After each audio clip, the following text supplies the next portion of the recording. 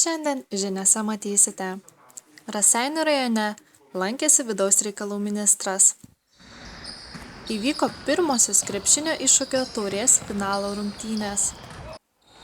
Išaiškėjo salės futbolo čempionai.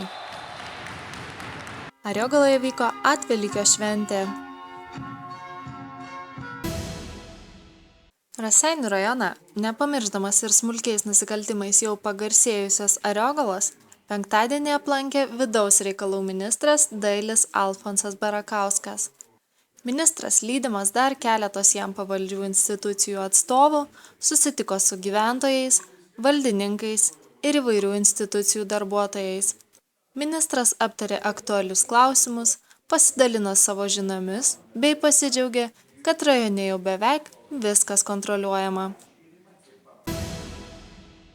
Raseinių rajone jau kuris laikas vyko krepšinio turnyras Iššūkio taurė.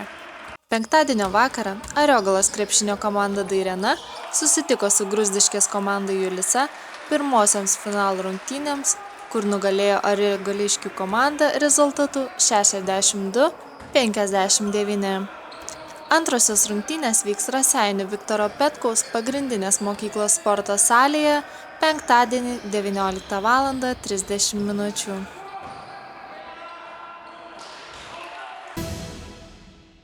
Dar žiemą prasidėjęs rajono salės futbolo čempionatas pagaliau turi nugalėtojus. Šeštadienį susitiko 4 komandos – Policija prieš Dubysą ir Vidukelė prieš Danspin. Pirmąją vietą užėmė Vidukliškiai, nugalėdami rezultatu 9-4. Tad Danspinas pasipuošė antros vietos medaliais. Trečioji vieta atiteko Policijos komandai, kuris rezultatu 9-6 nugalėjo ir be medalių paliko Dubysos komandą. Geriausiu žaidėju paskelbtas Arnas Vaičiulis. Gedas Navickas apdovanotas kaip geriausias vartininkas, o geriausio gynėjo titulas atiteko Valdui Judeikiui.